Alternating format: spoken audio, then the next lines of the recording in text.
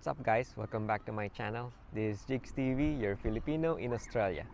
And for this video, mag-share lang tayo ng isang good news, especially sa mga gustong pumunta dito sa Australia.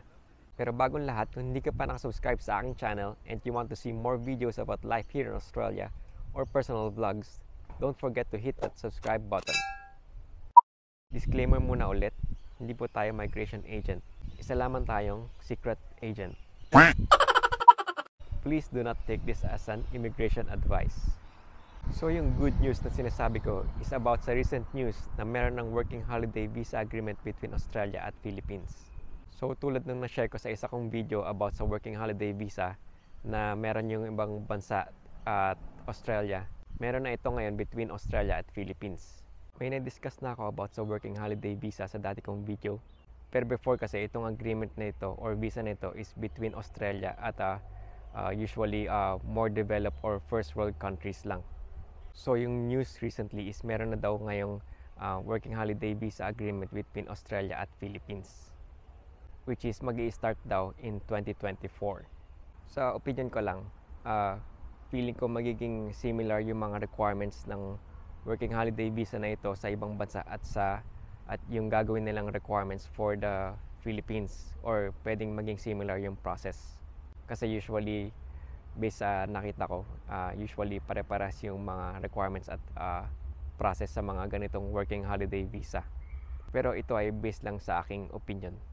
So kung gusto nyo magkaroon ng more details or idea about sa working holiday visa, you can watch that other video of mine. Ano nga pala yung visa na ito? At yung parang overview bakit sa tingin ko is maganda itong visa na to.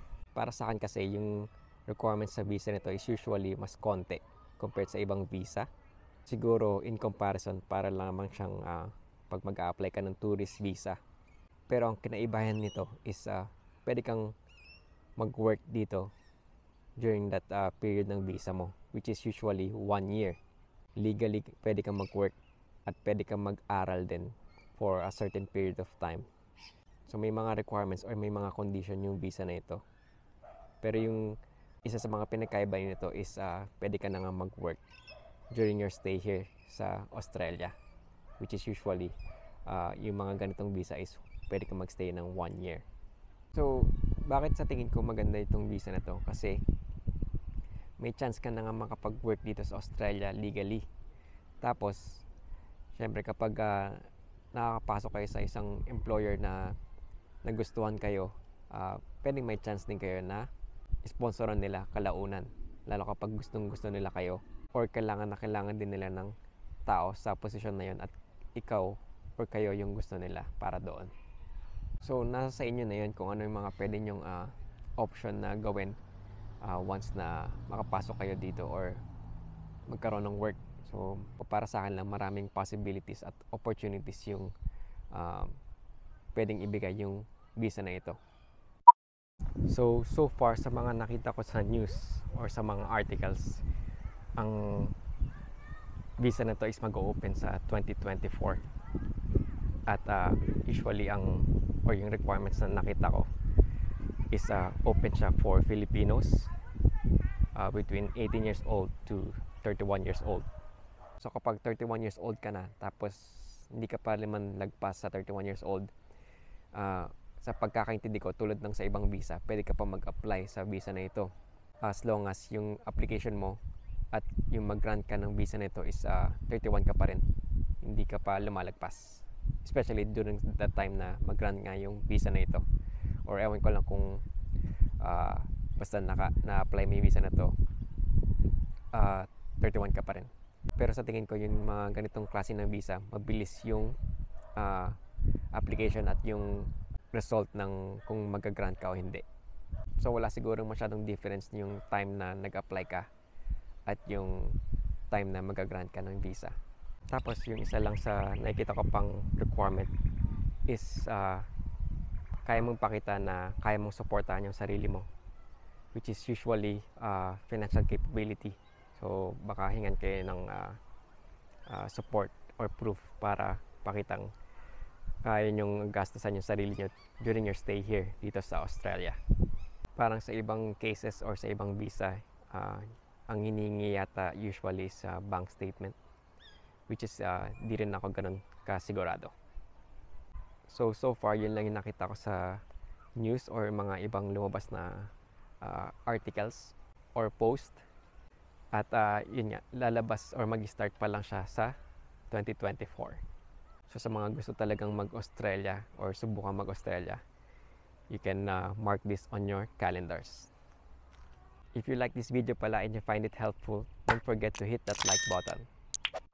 Yung visa pala na ito is syempre hindi lang para sa mga Pinoy, kundi applicable din sa mga Australians na gusto naman mag-working holiday visa sa Pilipinas. So legally pwede na rin silang mag-work doon for a certain period of time or mag-aral for a certain period of time.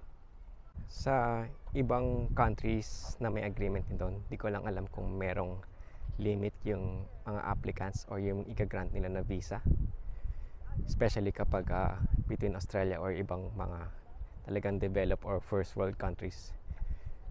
Wala kung may limit, pero sa tingin ko between Philippines and Australia magkakaroon sila ng limit kasi nga siguro mataas masyado yung demand. Parang isa sa mga nakita ko is 200 lang yung ibibigay nila na or ika-grant nila each year. Pero sa tingin ko that it's still worth a try, especially kung gusto niyo talagang makapunta dito sa Australia. At kung medyo bata-bata pa naman kayo, pwede niyo namang i-try ulit sa susunod na taon if ever hindi kayo makakuha ng isang slot sa isang particular na taon. Di ko lang alam kung paano yung magiging process nila sa pagpili ng taong ibibigyan nila ng visa nito kung sakaling magiging limited man ito. Pwede kasing mangyaring first come first serve or pabilisan or paunahan sa pag-submit ng application on a certain day or time yung gawin nilang method sa pagpili ng applicant na bibigyan nila ng visa na ito. Kaya ako napabanggit ito is gusto ko lamang i-share yung experience ko kasi meron ito dati between Philippines at New Zealand, yung ganitong klaseng visa. Di ko lang alam kung meron pa sa ngayon. Tapos nung time na yon, di ko masyadong matandaan kung 100 or 200 din yung slots na available each year. Tapos during that time, yun nga, paunahan yung pag-apply o pag-submit ng application on a particular day at time. So pabilisan na mag-click yun sa internet or sa website nila. Tapos yun na nga, di tayo nakakuha ng slot. Dahil kung nakakuha tayo, baka Jigs TV, Filipino, and New Zealand tayo ngayon. Pero yung iba talagang gusto talagang mag-try noon is nag-try ulit na lang sila the next couple of years. Ang tanda ko pa noon is mabilis yata ako nakapasok din sa mga unang steps. Tapos natagalan ako doon sa isang page na nanghihingi ng identification number tulad ng national ID identification number or siguro passport or driver's license. Kasi hindi ko yata kabisado or hindi ko napaghandaan nung time na yon. So doon tayo natagalan at yun, eventually yun nga, hindi nga tayo nakakuha ng slot. Tapos kalaunan, parang hindi ko lang sure na kung tama tong information ko. Hindi yata ganun pa ka-importante yung na tama yung details for that part, yung identification, dahil pwede mo yata siyang i-amend lang yata kalaunan.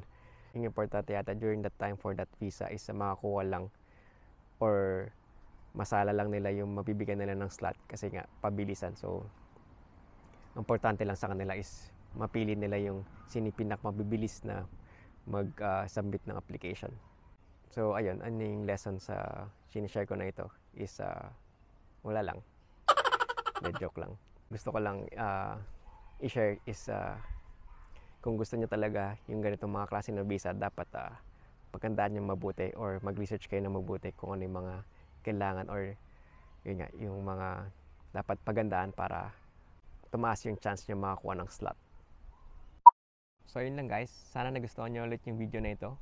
At kung hindi niyo pa nagagawa, don't forget to hit that like button. At share yung video nito sa mga taong sa tingin niyo makakatulong ito. Thank you again for watching. God bless and see you on the next one.